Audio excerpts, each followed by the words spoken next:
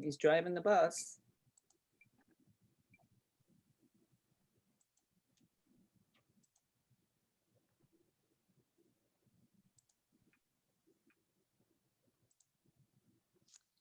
All right, so we have some folks joining us. Awesome.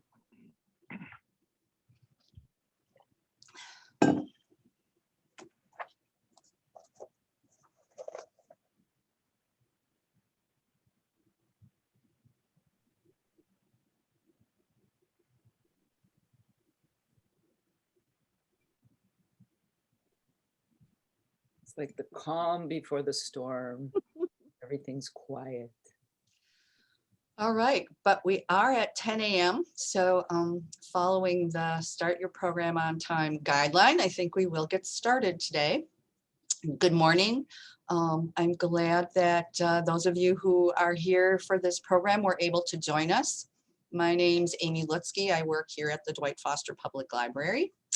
And Susan Marshall is here with us today. She is the author of the book, Mom's Gone Missing, When a Parent's Changing Life Upends Yours.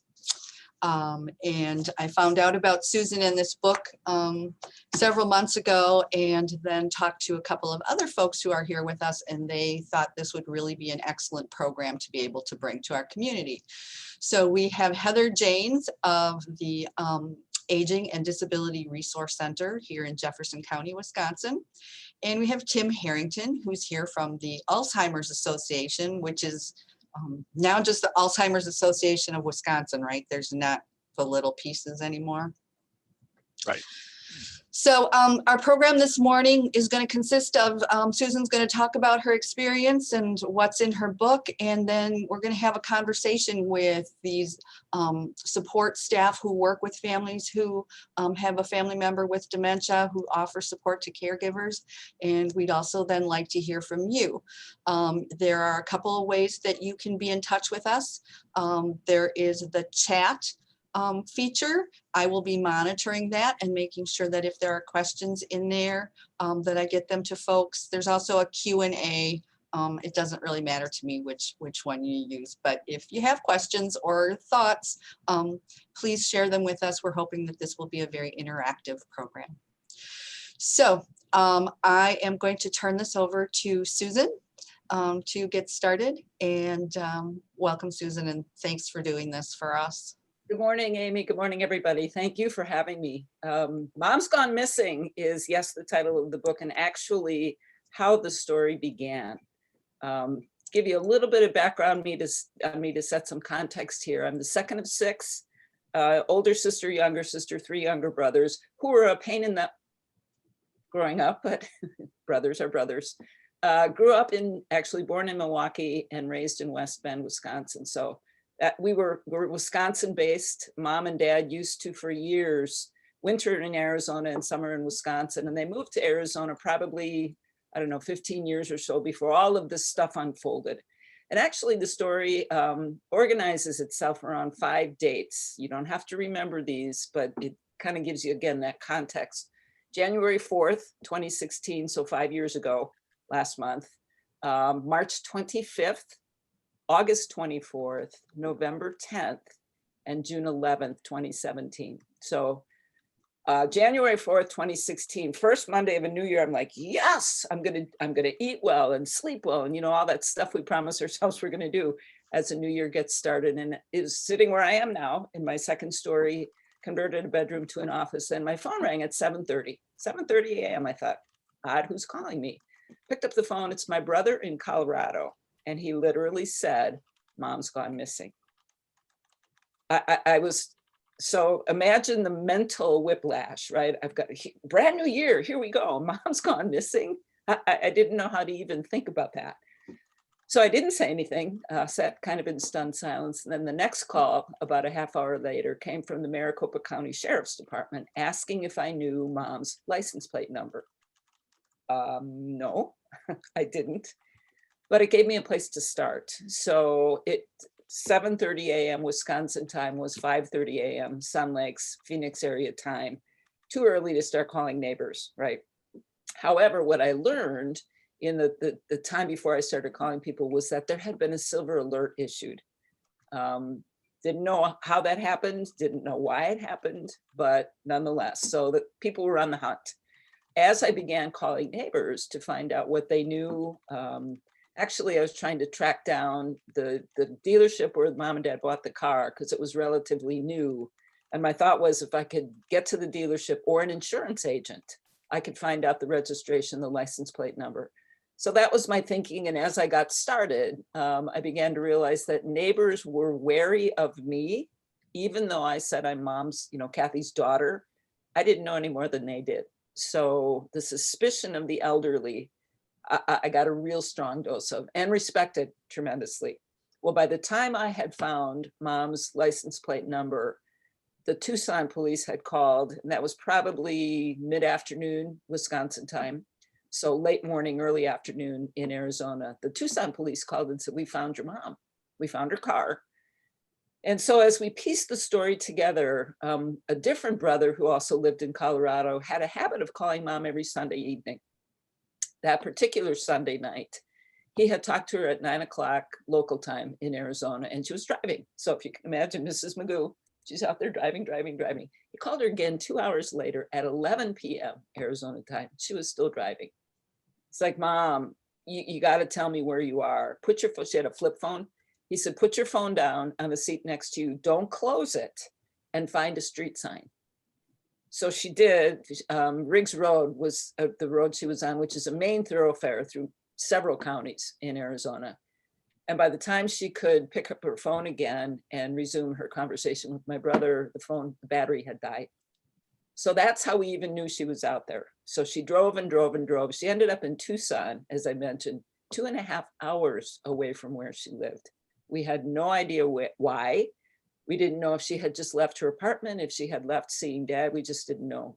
Nonetheless, we found her because she had, after driving for hours and hours and hours, got tired, thankfully, followed signs to a hotel, checked herself in, tucked herself in bed. And the next morning, of course, she woke up and it's kind of like,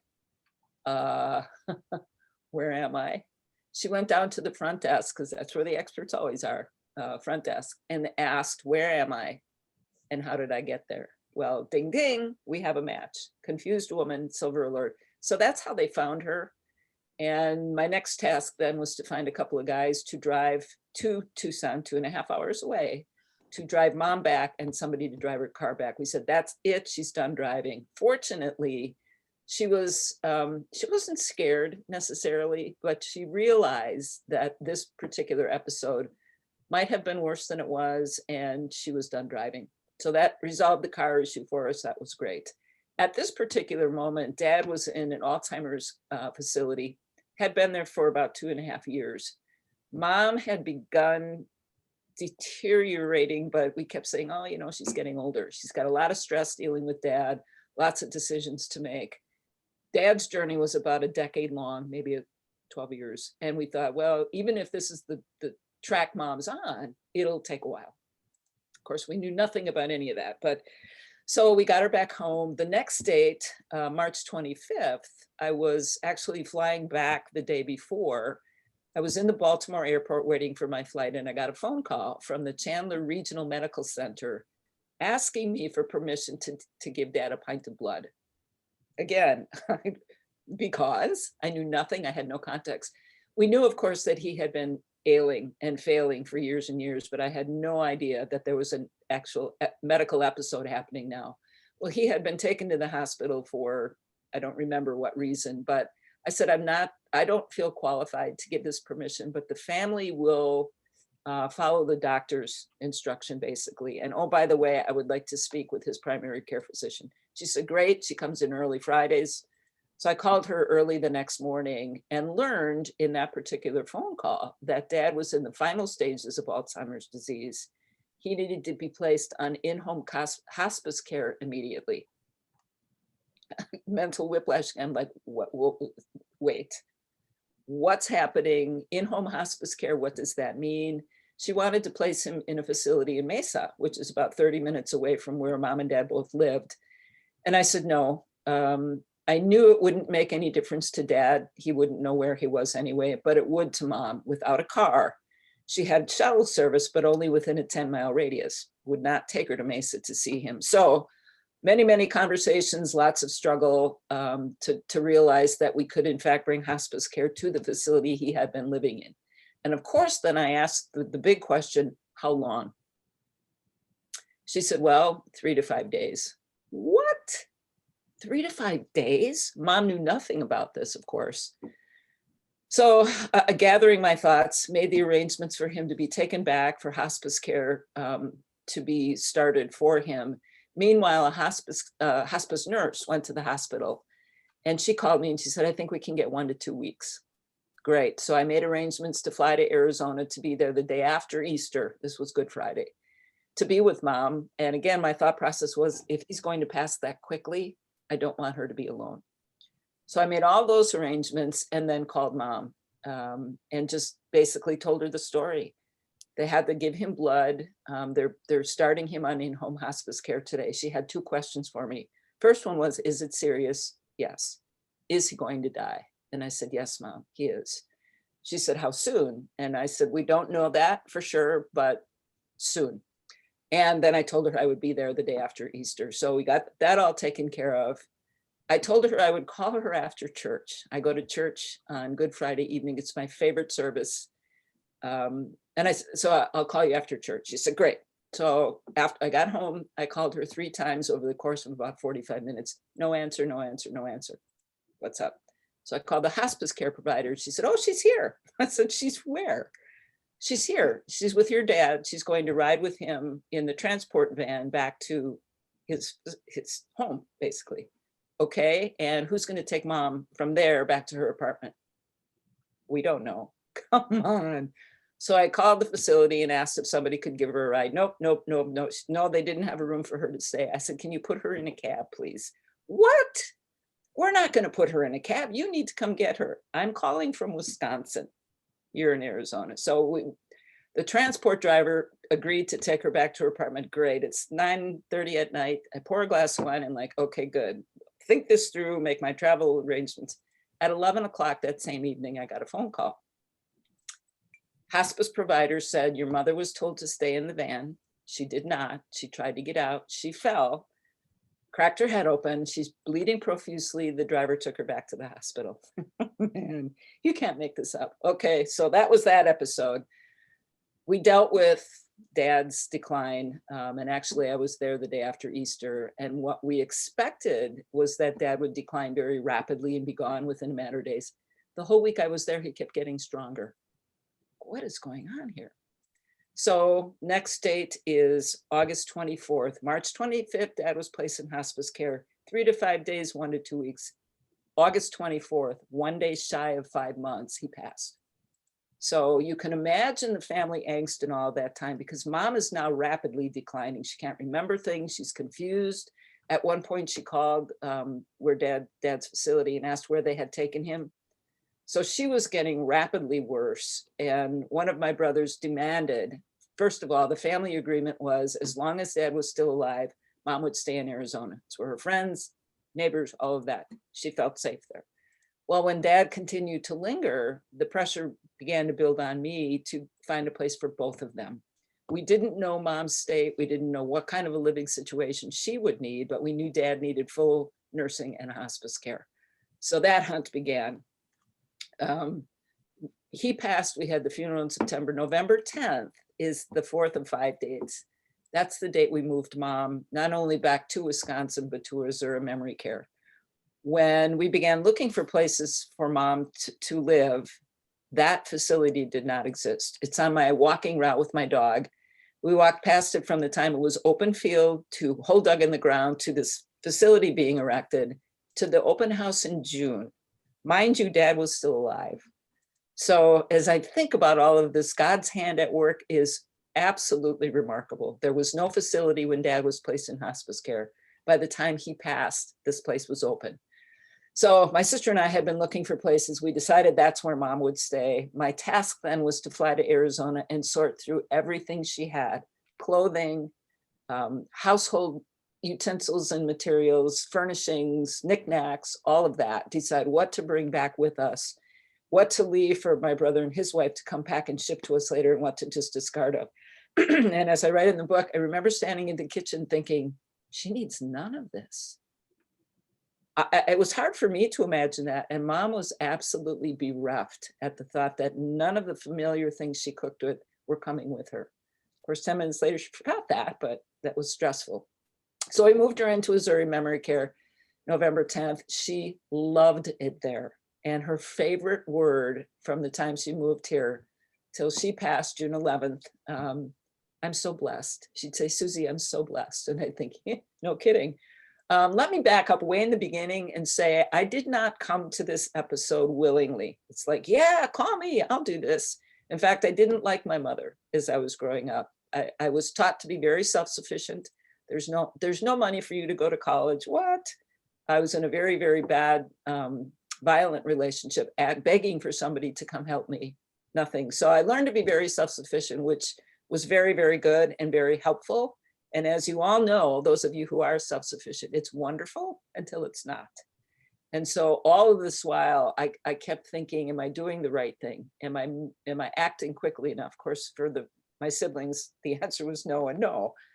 So I wrestled with all of that. But the 7 months that Mom was at Missouri and back here in Wisconsin was a time of such beautiful reconciliation. And this isn't charitable to say it this way, but as she lost her mind, I got to really like her. She was funny, she was fun.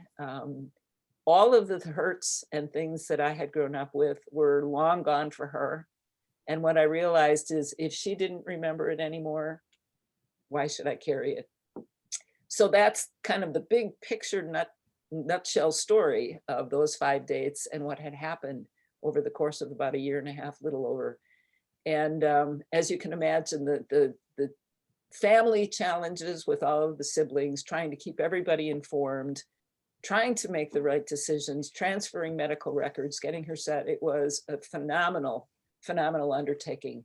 But as I said, the gift of reconciliation certainly was the best gift that came out of this, as well as getting to know Mom as a person rather than just Mom. You know, I think I wrote that in the book too. We kids don't often get the chance to know our parents as people. We know them in their roles. So that was kind of the big picture. And what I love to do is just kind of open it up now. Every time I speak, people have stories that they like to share and questions. One of the questions I get often is, well, you know, so did your siblings read the book? I'm like, yes, my baby brother is reading it now. They had varying reactions to it, but probably the most common was, wow, I had no idea.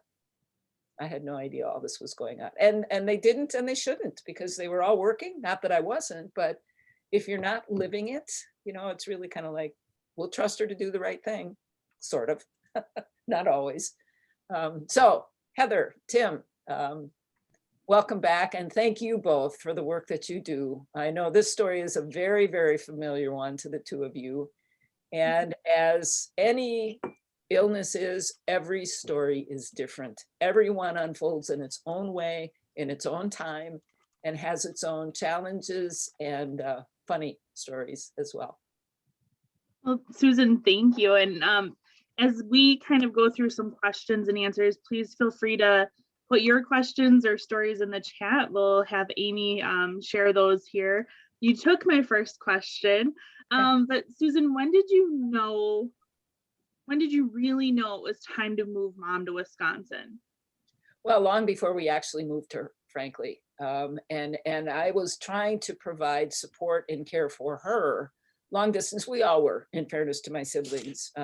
Sometimes our support was helpful and sometimes it was really annoying to her. Mom, you should put up a whiteboard so Dad doesn't have to ask you 14 times a day, what are we doing today? Of course, this was before she placed him, excuse me, in the facility. But we knew that she was increasingly confused.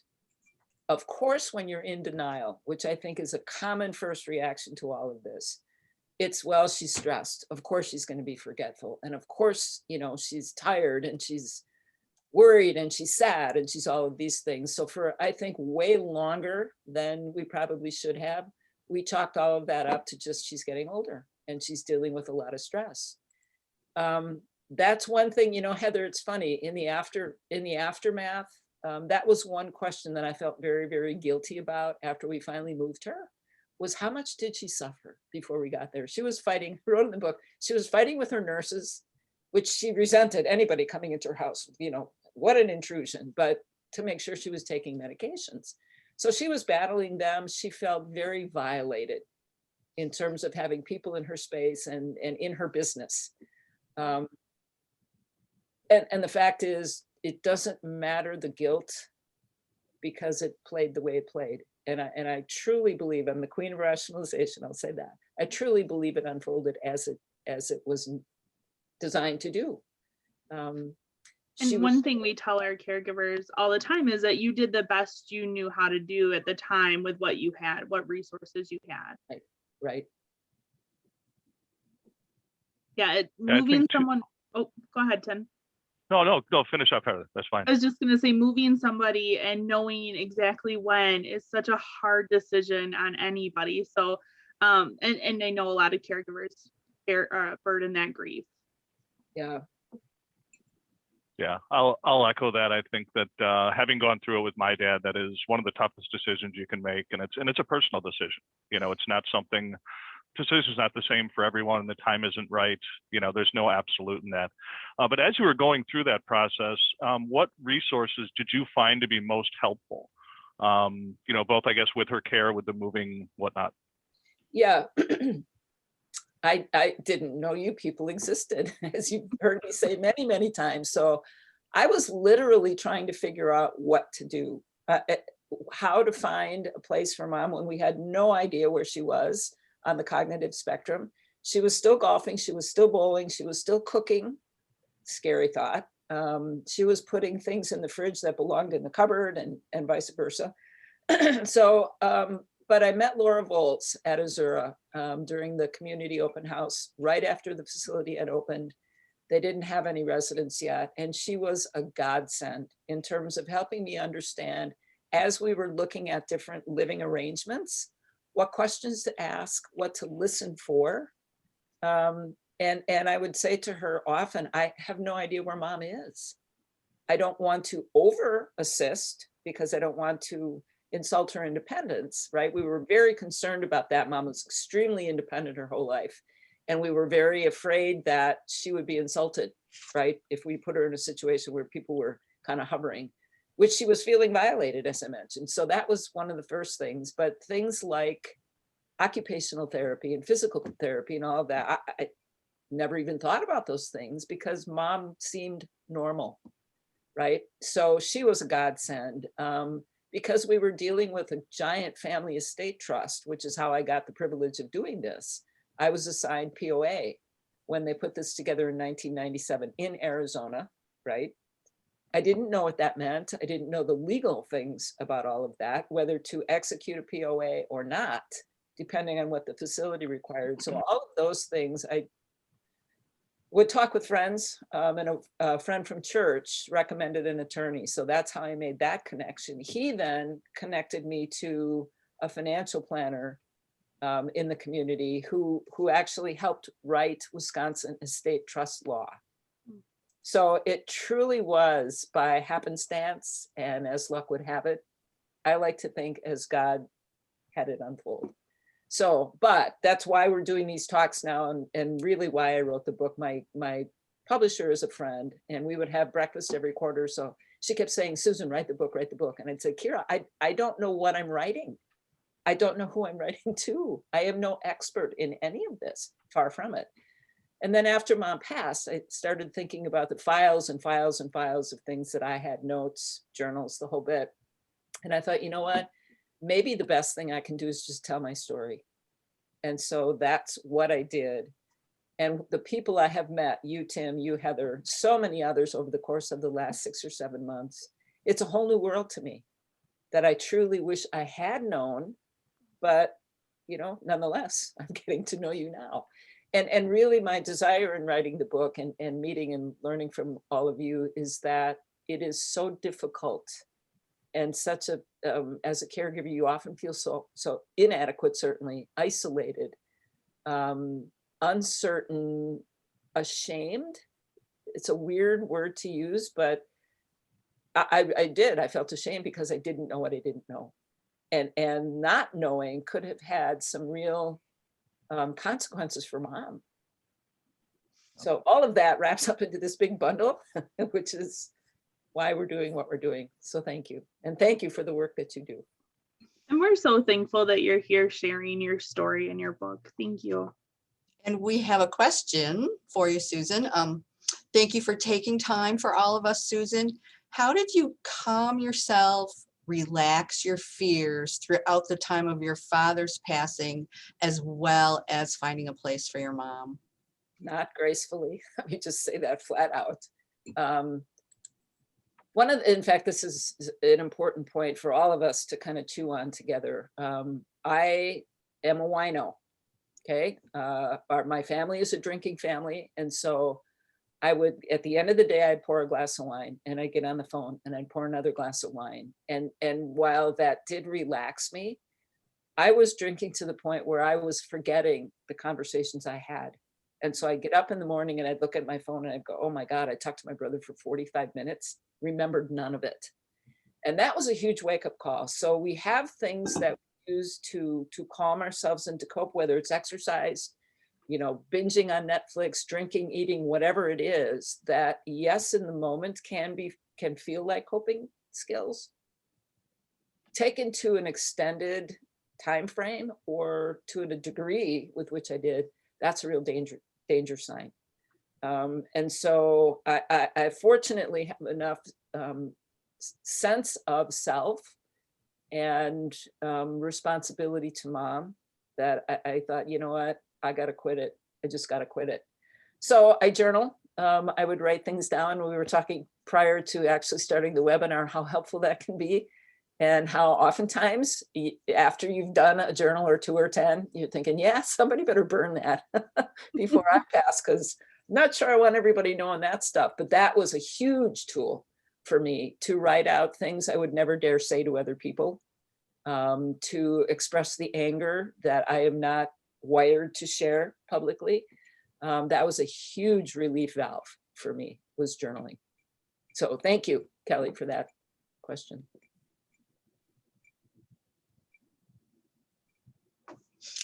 She also asks, I see Amy's off, did the journaling assist in making the book? Yes, absolutely. And in fact, the writing process is, yes, it was cathartic. It was also a constant decision-making experience, right? I'd write and write and write, and then I'd push back and I'd look at it and go, yeah, nobody's going to care about that. Certainly some of the sibling interactions would have been interesting to share. I didn't feel like it was appropriate, number one, and number two, we all deal with situations like this differently. And to give each other the space to do what we do without judging it, without comparing it, without doing all those things that we're kind of naturally, we have the tendency to do, it just didn't seem appropriate to me. Now, having said that, I will often say, boy, version 2 of Mom's Gone Missing is going to be the Jerry Springer version. I'm going to make a ton of money, and that's when all the laundry will be aired. Of course, I would never do that. So yes, the journaling, and not only the journaling, but keeping files. Every time I was on a phone call with a doctor or a nurse or an assistant or in conversation with somebody in a senior living facility, I took copious notes.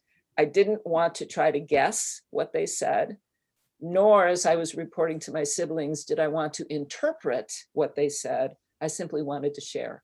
And so that was a really, really important thing to do. And because our tendency is to want to explain what was said when we're not even sure what we're talking about. So that was very helpful. You know, Susan, you talk quite a bit in the book, and you touched on it a little bit in your answer just now about the family dynamics. Can you talk a little bit about how that kind of changed throughout the process of this journey? You know, both from what you can sense from your siblings, but certainly, you know, how you changed your vision of how things were going. Yeah, I have to say, in the moment, I was just one big befuddled mess, truly, through all of this. I did what I felt needed to be done in the moment. We had many conversations early on. I was talking with my siblings individually, and sometimes those calls would go a couple hours at a crack. So I began to realize that I was spending 10, 20 hours a week individually talking with my siblings and probably saying different things to them because of the nature of our relationship. And so we decided that a conference call would be a better solution for all of us, just to keep everybody informed. And I think we did that twice. There are siblings that are not close. And so those became a venting ground, kind of, and a source of real irritation for some. So that didn't work well. I guess the long term realization I came to was that some of my siblings were stuck in the 70s in terms of how we were as kids, and not realizing that as adults we have grown and changed. We all have. And our relationships therefore need to change as well. And some did and some did not. What I learned through all of this is that, and I think I mentioned it, each one of our experiences, both with dad and with mom, were different. Our stories were different. Our memories were different. How we dealt with this both losses in 10 months, we all 6 of us lost both of our parents. We deal with that differently, and we remember differently, and we cherish or discard differently. And so I feel very blessed in the sense that I was really in the midst of all of this. I feel sad for some of my siblings because they didn't see mom for 7 months. They talked with her frequently, some of them didn't. And it's just, they didn't have that final chapter. So the relationships, some are strained, as you might imagine. They're all different. They're all different. And I think that's probably natural in the aftermath of loss. Right. If I can comment, I think we mentioned this last week when we talked, but one of the things that I was really impressed with, we teach in a lot of classes, I know Heather does too, to teach caregivers to look at this disease or look at the journey through the eyes of the person that's doing it. And I think you did a wonderful job of that. But not only that, but you were able to do that with your siblings too, and try to get a glimpse of what they may be feeling, even though there was some angst there amongst the siblings. And I think that's a true gift as well. Yeah, and it was, I think I'm wired that way, personality wise, but I didn't want to project what I was feeling or thinking or struggling with on any of them.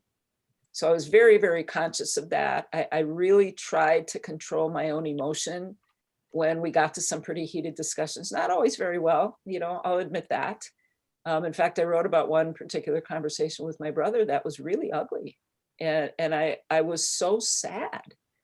I hung up because it just had gotten out of control. And then I remember standing in my kitchen just feeling so very, very sad, because we had had such a close relationship growing up and my daughters loved him and all. So I called him and said, you know what, I don't want this for us.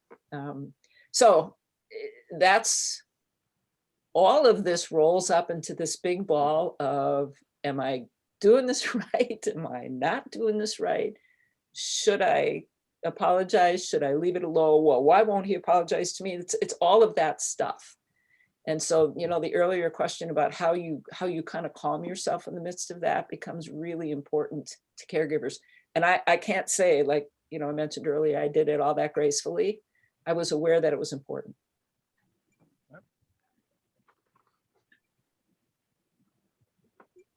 So Susan, where can we find a copy of the book if we're interested in reading that?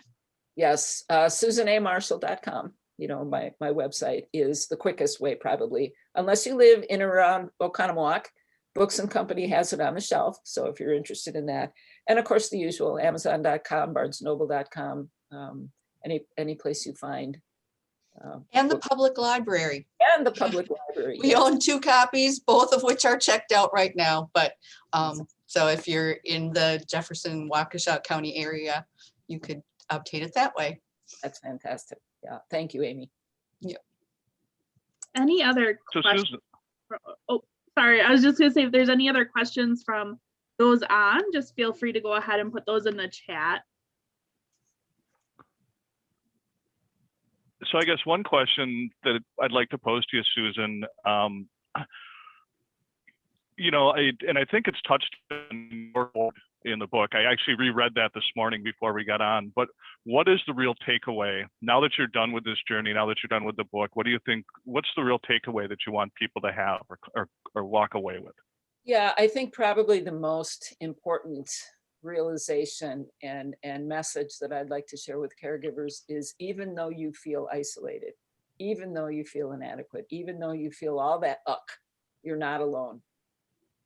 And I guess one of the things that remains and has lingered in my mind and my awareness is, excuse me, when Dad was in hospice, Chaplain Steve was part of his hospice team. And Chaplain Steve and I would talk a lot. We talk often about Dad's experience, about death, about what it means to the person who's passing, to family members, to relationships. One of the things that he told me that I continue to reflect on today is, when you are talking with someone with dementia or Alzheimer's, don't bring them back to your memories. Don't try to bring them to your world. Go to where they are. And so many times that would be true with Mom. She would say, you know, well, where's Dad? I miss Dad. And I would simply say, you know what, Mom, I miss Dad too. And remember when? And we would talk about like dancing in the living room, or, you know, swim meets or something like that. And so we would have that conversation. And then, forgive me for the phone. And then she would be happy because she had just had him for that, you know, memory or that period of time. And then she would be on to something else. So one of my sisters, Lori, who factors heavily into the story, would come with me to go see Mom. And she would say, almost every time we go to Mom's, she'd say, Mom, which one am I? And so Mom would look at Lori, and then she'd look at me, and she'd look at Lori, and she'd look at me and kind of giggle, and she'd go, Lori? And I'd say, good guess, Mom. Yep, that's right. What we didn't realize is when we pose those kinds of questions, we add stress. It's kind of like a test. And that was so valuable to me, learning that when Dad was still alive, and then realizing that, being so aware of that with Mom. And in the aftermath of all of that, I think if I have a prayer for all of us, it's that we just learn how to do that, to be with each other, to talk about what is on somebody's mind, not to correct it, not to fix it, not to, you know, clean it up, just to be together and talk with each other. I can't help but think, yes, I'm an optimist, and I think we could get there, but our experiences are so different in everyday life, and how interesting when we can begin to see the world through somebody else's eyes and mind and heart. And so if that is something that I can carry forward from this time, I'm determined to do that. I'm determined to suspend maybe the expectations I have, or a judgment I might think about something, and just, that's interesting. Let's talk about that. It's way more fun. There's way less, you know, energy spent in arguing or arm wrestling or anything like that. We have a question in the chat. What would be helpful to get more information out to those who could benefit from this information? Well, certainly we're doing a lot of these talks, and actually beginning March 23rd, we are kicking off a brand new program, if you will, called Compassion Chats. They're going to be informal conversations, much like this, where we've got three primary goals. One is, as I mentioned, to dispel that isolation many caregivers feel, to create a community where we can just come and be with each other, right? And share stories and what helped and what didn't help, and, you know, what's the angst of the day. So that's number one goal, is to dispel that isolation. Second goal is really to create a community like this, where we can come and talk to one another and not feel like we have to clean it up before we get there. And then the third goal, and a really, really important one, as I mentioned, I didn't know you guys when I was entering this, we want to bring caregiver providers to the caregiver community, not necessarily as the associations or the agencies they represent, but as the humans who not only have have the skill and the training and the ability, but the heart to help caregivers through whatever it is we're wandering through. So super excited about that. And Heather, I know that you have volunteered to be one of our guests, and Tim would love to have you join us too at some point. So that will be the I'd love to. fourth Thursday of every month at 6 p.m. And again, short, informal. We're not doing, here's our PowerPoint presentations. It's really, let's get together and talk. I think that's going to be a really powerful tool. I know Heather would say the same thing, and maybe she can talk about it, but I've facilitated many support groups since I started with the Alzheimer's Association. And I think one of the best things is, number one, the opportunity to share what resources are out there. But I think the best support groups are kind of like what you're looking at right here, where it's not necessarily the facilitator who's doing the work. It's the other people in the room, how much people glean off of other people's experiences and advice. And I've seen people's lives changed through them. And I think this will be another great resource out there. So thank you for starting this. And by coincidence, that would be my dad's, I think 85th birthday on the day that you're starting it. So that's cool. And I know I'm excited for them and can't wait to share them out in the community.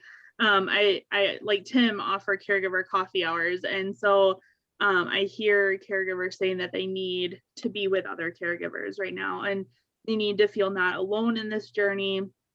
And that's exactly what people feel, is alone and stressed and just not sure where to turn. And so Compassion Chat sounds like a wonderful program for people to join in and learn a little bit and feel togetherness. Absolutely. Well, and one of the things we do not want to do is have it feel like I have homework, right? That I have to prepare something before I can join.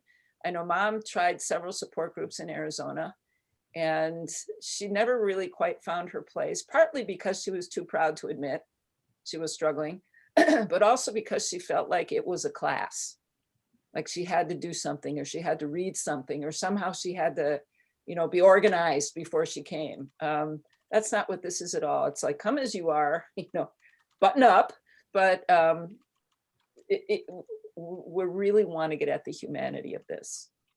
That's the desire, that's the goal. And to really help people connect as suffering humans who have all of the capability to get through this. That's the other thing. Yes, to listen to one another, and always to encourage each other. Yes, you got this. You may be done for the day. Turn off the lights, go to bed. Even if you can't sleep, try to get some rest. You'll come at it again tomorrow. You got this, basically. Even though we hear those words, and in the caregiver are like, yeah, I so don't. But I can, and I will. Yeah. And you did. I think, I think one thing you mentioned in there that, your mom tried one support group and it didn't work. My mom did the same thing. Yeah. And it was just a support group that revolved around not her personality. It was a very touchy-feely, kind of like pass the stick and it's your turn to talk. But just know that through many organizations, through, what you're doing with the Compassion Chat, there are many options out there. So if you're a caregiver, if you do find a support group and it wasn't for you, look into another one. Because they are helpful. I mean, they really, Heather and I have both seen firsthand the changes that people make and the support that they get from those, creating new friendships through them. So very, very important. Well, and I would add to that, Tim, what I have found, Mom's gone 4 years this June. That'll be gone 5 years in August. People often ask me the question, excuse me, how long did it take you to kind of get over it?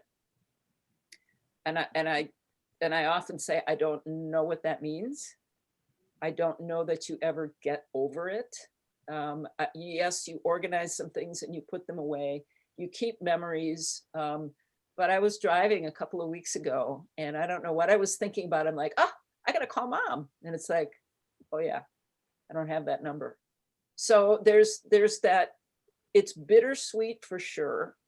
And I think because all of this happened so chaotically, so quickly, I don't know that I ever really took time to grieve. I did have the privilege of writing obituaries for both of my parents. And I'll tell you, doing 2 of them in 10 months was an exercise. But I don't remember ever sitting and just being sad. I wrote in the book that over the course of 2 years post-mom, I struggled mightily because I had lost my purpose. This was so all-consuming. And I didn't know how to get back to my work. I didn't really care about the work that I had been doing. So that's all part of the grieving process. But I think it's a mistake to think you're going to have a finite time where you kind of package it up, put a bow on it, put it away, and here we go, we're back to life. This whole experience changed me tremendously. And probably in ways I don't even understand quite yet. But as I mentioned, the reconciliation with mom was just a beautiful, beautiful thing. I felt forgiveness, even though she would never have said that word. But I truly felt her love for probably the first time in my life. Now, that may have been because I didn't allow it in, right? So I'll own that. But it was ironic as I thought about, I remember driving away from Azura after a visit with her. And I remember thinking, I finally have what I tried so hard to find as a kid, mom's love. So once you kind of understand and appreciate what that feels like, holy cow, it's pretty neat. That's pretty neat.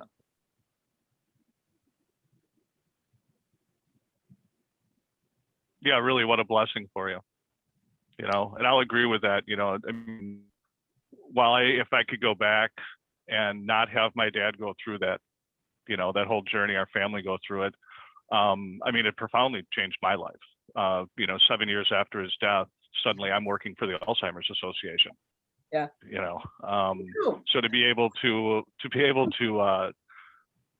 share what I learned, and I've learned so much more since I started there and started in this field, but be able to share that and be able to look back on things.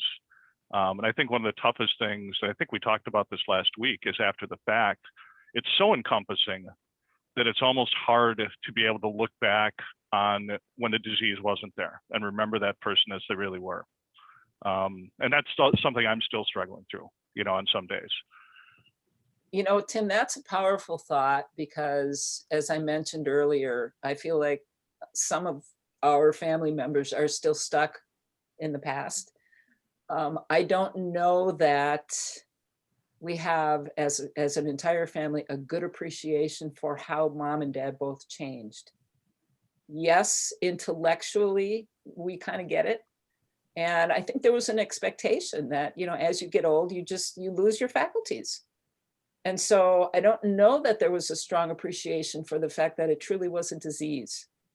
And that once this thing begins, there's no stopping it, number one, as you both know so intimately. But it's not a cause for despair, I guess, because even though we begin losing our ability to remember things and really to cope with day-to-day stuff, we're still there somewhere.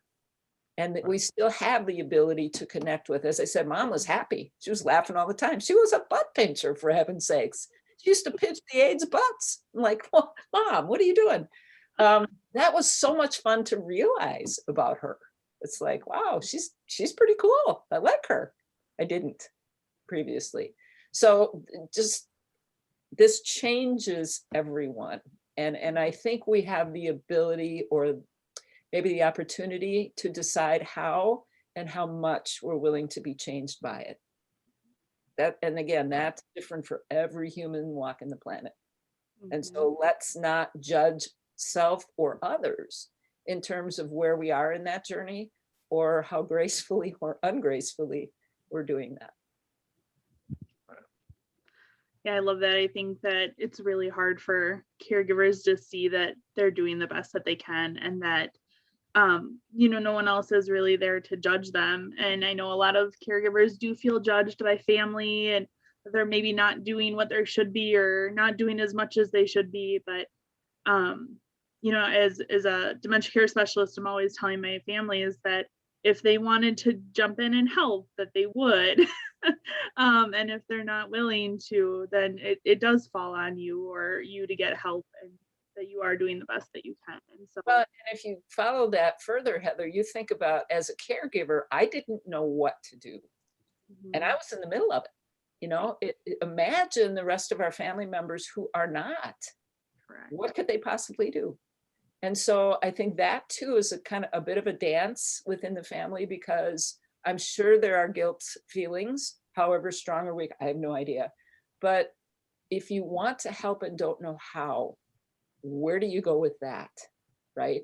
And I think the natural tendency is to offer advice that may not be relevant or welcome, but the intention is to help. And when there's no opportunity to help, that's when people get upset or, agitated. There are so many dynamics here that go on that sometimes we just have to simply let them play. People generally want to help or are too busy and you know what, don't bother me with this. Okay. And I think that's the only thing you can do is ask and be specific on what your needs are at the time, if you know them. Yeah. I have a question And I for think- all of you. I have not experienced a family member with dementia yet, but how helpful is the medical healthcare field in terms of assisting families of aging parents, people with dementia, in referral to appropriate services like this that might help them? Are they pretty good about that? Is it hit or miss? That's a really, really good question, Amy. And I think it's so individual again. Personalities interact. One of the things that we did early, well, before we moved Mom, certainly, but we had her taken for a cognitive assessment. So we took her to a neurologist and we were able to sit in and see all those tests. And again, I have tons of notes on all of that. And her diagnosis at the end was mild cognitive impairment. You hear that all the time, right? MCI. Okay, what does that mean? And she said, well, it is a natural age, a normal aging process that will not, generally speaking, interfere terribly with her day-to-day living. Well, by the time we had taken Mom, it was greatly interfering with her day-to-day living. So I needed 2 doctors to support placing her in a memory care or dementia type facility. And so her primary care physician in Arizona was as older than she, and he was not terribly excited about how she was. He's like, we're all getting old around here. So I'm like, okay, well, everything in context, right? So I didn't have personally the medical backing to tell my siblings why we were doing certain things and not doing others. There was a faction of the family who wanted me to have her declared incompetent, because the fear was that she was going to get herself in such a situation like the driving that she would really hurt herself or others. Well, I couldn't bring myself to do that, certainly before Dad passed. It just seemed really cruel and really cold. And that was a source of real tension. You're not doing enough. You're not acting fast enough. What if something happens? That's going to be on you. So I think the advice from the medical community varies. In my experience, it varied pretty widely. And I was left even more uncertain about what to do and how quickly. I know that. Go ahead, sorry. I was just going to say, I know that others have had different experiences and have relied very heavily on a medical diagnosis and or recommendation to make a move. So again, I think it's all very different. And I would agree with that. I think that depending on which doctor you go to, it can be a very different conversation. It can be, well, you're just aging, or it could be, oh, there's something going on. I can diagnose you, or I can send you to a diagnostic clinic for further review, or a neurologist, or so forth. And so, we hear that all the time. We offer memory screens through the Aging and Disability Resource Center to kind of help nudge that conversation along for people, to show that here's their memory impairments on paper. Please have that further conversation. But I always encourage people to advocate too. I keep seeing these concerns, these challenges. I think Tim's talked about how, he's encouraged people to write down concerns and things to bring to the doctor to have that proof in front of you, going, this is not just normal aging, to get more evaluation for the needed One of the things I learned too, when Dad was placed in hospice care, the difference between his primary care physician saying, you know, you can expect 3 to 5 days, they're going to withdraw everything but water and morphine. And then the hospice nurse who said, I think we can get 1 to 2 weeks. And I said, why? What's the difference? Well, when somebody is in a hospital environment and palliative care is being administered, my understanding was as long as Dad stayed in the hospital, they had to treat symptoms, regardless of the source, regardless of, you know, what. So he had low sodium and then he had something else, and they were treating those symptoms. Once he went into hospice care, they withdrew all those medications. I think they gave him one because he was still fairly agitated and they didn't want him to hurt himself or others. But they withdrew all of the symptom treatment and let his body find its kind of normal, steady state. Well, and as you know, I mentioned, he then went on for another almost 5 months. So that was fascinating to me from a medical perspective, how brain body work together and how the different aspects of medical care have different objectives. I didn't know that. Yeah, I've got 2 points for this. One is we've heard the story many, many times come through our office. I'm sure Heather and the DCS have heard the same thing of, you know, you go in, you know, there's something wrong. You know, it may take you 6 months to get into that diagnostic clinic. You get in there and it's about a 20-minute, you know, after the whole run up, they get 20 minutes to talk to you. And at the end of it, they may be understaffed, but basically, okay, here's your diagnosis. Here's a packet of information. We'll see you in 6 months. Right. One couple explained it like they felt like they were thrown on a slide, dropped into the middle of the parking lot, and they didn't know where to turn. One thing to that, if the person is on Medicare and Medicaid, this is a rule that went into law, I believe it was 2017, if not, it was 2018, where there is a billable code now for doctors. When you get the diagnosis, that those doctors are allowed another half hour to 40 minutes of billing time to sit down and start talking about care planning. Many of the doctors may not be aware of it. We do have fact sheets we can share on it, but that is available through Medicare and Medicaid. It was a bill that was pushed that the Centers for Disease Control Centers for Medicare and Medicaid Services saw this bill so good that they pulled it out of the legislature and they actually enacted this on their own. Awesome.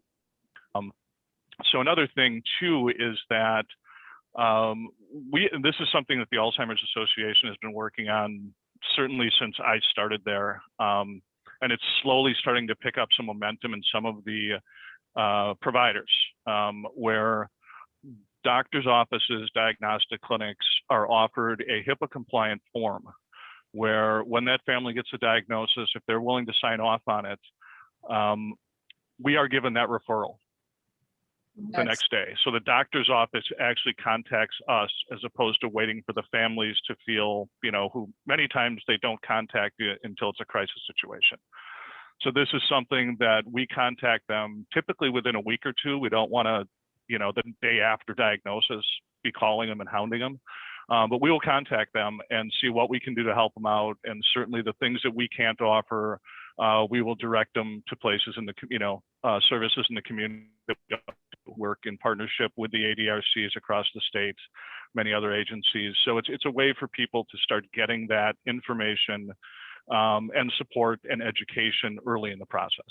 That is so critical because we may know kind of intellectually or have some awareness that people like you are out there, but how to access. What do you say when you pick up the phone and I've got Tim on the other line? Right? As a care, I didn't know the language. I didn't know the right order of the words to put to help my incoherence make sense to you as a potential resource. And I think that's one of the challenges caregivers have is it's all so new. It feels so intimidating. Right? All of you smart people dealing with something that I might be scared of myself, right? So thank you for that. That's hugely important. Do that.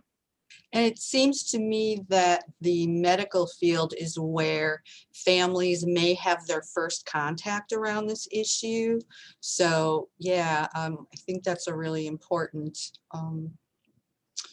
system. I'm impressed with that system of the potential to direct refer to Alzheimer's Association. Yeah. I think that could be very helpful. Wisconsin Yeah, was and just. Amy, I was just yeah, gonna I'll say. just say real quickly, Amy, I'll send you the fact sheet on that billing code that you can share with the participants today. Oh, that'd be wonderful. And Wisconsin was just awarded a BOLD grant, and I think there were only 3 states that were awarded it, and that will open more communication with our physicians around the state. So we will see some more training and more information coming down the road. So stay tuned for that. Very cool. And we have Governor Schreiber here, right, with his book, My Two Elaines, who really has been active, I know, Tim, with the Alzheimer's Association, and has been speaking on this for a number of years. He, as you know, wrote the foreword for my book, and we had several conversations. Our experiences are so different. He as a spouse, me as a child, and yet so alike in the uncertainty and just trying to manage yourself through this whole thing. But he certainly has been a pioneer here in Wisconsin as well. Mm-hmm. Absolutely. Definitely. So, other questions? Anybody who would like to send a topic for the compassion chat, or who would like to be a provider guest, please shoot a note either to Amy here at the library or on susannamarshall.com. We are genuinely interested in bringing as many people to this. Again, not as a structured, presentation kind of thing, but exactly this, to get to know each other, to get to share resources. And we will continue to build these library of resources as we chat as caregivers. Susan, do you have a flyer ready for those yet, by any chance? No, we do not. We're working on it, and I've got kind of a schedule laid out. Again, we'll start March 23rd, the 4th Thursday. There is a registration button with a couple of the sessions on my website. Again, susannamarshall.com. You can find it there. We will be putting together marketing materials to get it out to the various agencies. Kathleen O'Toole-Smith at the Wisconsin Institute of Alzheimer's Institute of Research, I'm hoping will be one of our guests. So we have so many, many resources here in Wisconsin that, again, I didn't know any of you guys. And I'm just so pleased to be able to support the work that you're doing and to help all of us. We'll all be in a caregiver role at some point, whether it's Alzheimer's, dementia, diabetes, heart disease, cancer, who knows? But there are a whole bunch of us out there, and we care. We care about you. We care about the work that our providers bring to us. So let's not lock ourselves in the closet and drink wine, even though that's fun sometimes. Wonderful. Well, I think as part of a wrap up, I think Heather, Tim, and myself, we should perhaps share our phone numbers so that anybody who's here can get a hold of us and continue this on. And like Susan said, Susan A. Marshall with 2 L's.com is her website, where you can find more information about her and the links to the compassion chats. So Heather, you want to go first? I just put mine in the chat. I think that might be easier for people to see. But we do have a resource slide to Amy that maybe we can email out after the program as well. Right. Mm-hmm. All right, great. Great. Yes. All right. And I will put mine in there as well. All right.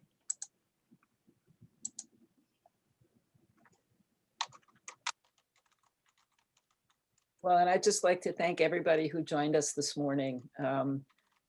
These providers, Heather, Tim, Amy, and so many, many others around the state are, as I said earlier, not only well-equipped and well-trained, but have hearts as big as this state and beyond to answer any question, however silly it may feel to us as caregivers. None is too silly to ask, and no issue is too big that cannot be resolved with their capable help. So bless you guys. Thank you for the work that you do. Yeah, thank you all for joining us today. Susan, your experiences and wisdom are just so wonderful for us all to be able to experience. I do want to let our participants know that this program has been recorded, and later today, once it gets all its little things uploaded and everything, I will be posting it to the Dwight Foster Library's YouTube channel. So if you just go to youtube.com and search Dwight Foster Library, you will find us and be able to see and share this experience with others who might need to hear it. And Amy, for anybody who missed it live today that wants to share with any family or friends, we're on again tonight at what time? We are on at 6:30 tonight, right? I believe so. All right. Bring your friends, bring your family. The more the merrier. Grab a pizza and come and join us. Yes. All right. Well, thank you, team. We'll see you again later. Thank you again, participants. It was wonderful to have you here. I hope that you got some good information and know that there's a lot of folks out there who care and would like to help you. So see you later. Bye all. Thank you. Thank you, Bye-bye. Susan, Amy, Tim. Thank you, everyone.